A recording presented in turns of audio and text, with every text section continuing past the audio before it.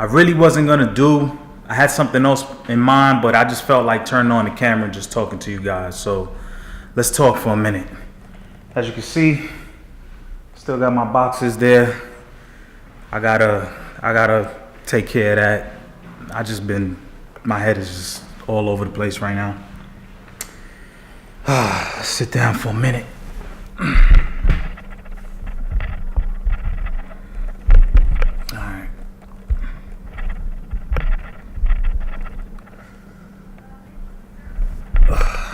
Okay.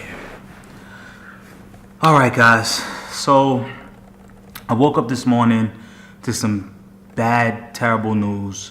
Someone who has been a really, really good friend of my family passed away today from cancer. And, you know, it frustrates me. It really does. It frustrates me because, you know, when I think of the amount of people that are dying from cancer, it seems like every day, you know, it seems like once you hear somebody is sick, that's like your first thought.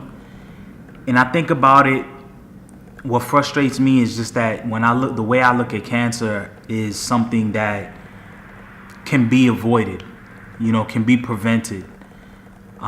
Many times when people hear that someone passes away from cancer, it's almost like it's supposed to happen, you know, like nobody asks why, you know. It's always like the conversation just stops, like right there, like, oh yeah, oh okay, the person had cancer, so it's like it's an automatic, like, yeah, you know, they're gonna pass away.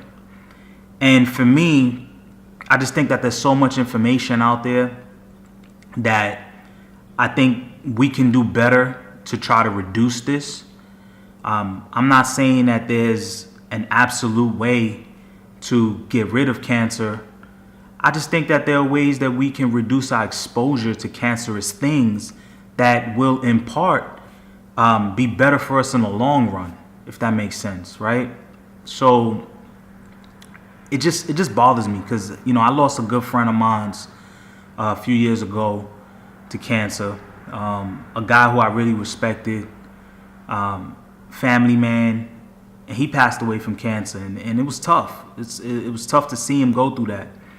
And, you know, I just think about it like, when I talk about a plant-based diet, the main reason why I'm passionate about like just talking about this to people is because I truly believe in the research that I've done, and the information that I've read and consumed, that this is one of the ways that we can help prevent cancer, because there is a direct correlation between eating meat and cancer. Like there's no disputing that. Like it's there. There's research. There's facts. You know. And so when I think about it, there was one quote that comes to my mind. Right. It's from Dr. Caldwell Esselstyn, and he said, genetics are the bullets, or the gun, I'm sorry, and your habits pull the trigger, right? And so what that means is we all have cancerous cells, right?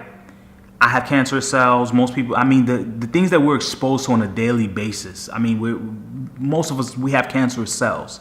It's just that what happens is over time, the cancerous cells exceed the good cells that we have. And then that's how people, you know, it progressed further in other people. But we all have cancerous cells, and our habits pull the trigger, you know. So if you're eating meat consistently, if you're smoking, if you're, you know, consuming things that are just cancerous, it's going to enhance and speed up the likelihood of you having some form of cancer.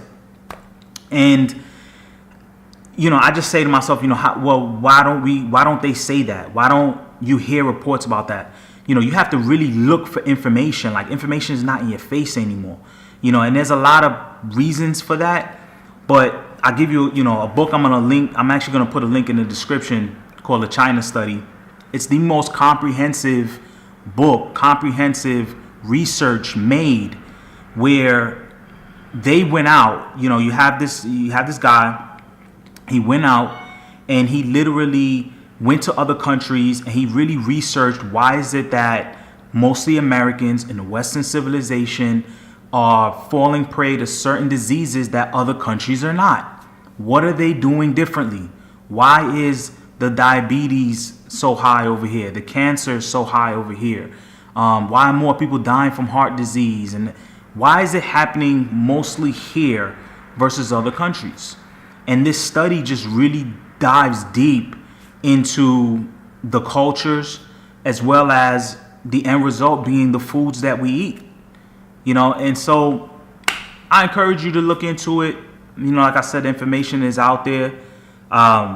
It's just disappointing. It's disappointing. And I just hope that people just understand that this is not the way it's supposed to be. This is not some airborne disease or something like, contagious where you touch somebody. This ain't The Walking Dead. You know what I mean? Like this ain't that. Where somebody touches you and you just turn into it, and the cancer is not that. We eat cancer. We consume cancerous things. They say, a piece of steak is like 15 cigarettes. It's more cancerous than cigarettes. It's just it has more carcinogen in it. And that's another thing. Like people need to do their research. We just can't be naive, continue to kind of be naive and just kind of go through life, and then when this stuff happens, that's when we pay attention. That's all I'm saying, But I'm gonna end it right here.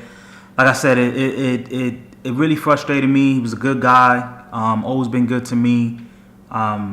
It's just a shame, It's a shame when you hear these things. So, guys, I'll be back tomorrow with another video with a little bit more energy. But I just felt like talking to you guys, so I'm gonna leave it right here.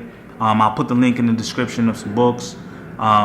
As well as maybe some Netflix movies that you guys could look at that kind of speak about the comparison between eating meat and cancer and other diseases. So guys, enjoy the rest of your day. It's your boy Bill for anything. Peace and love. I'm out.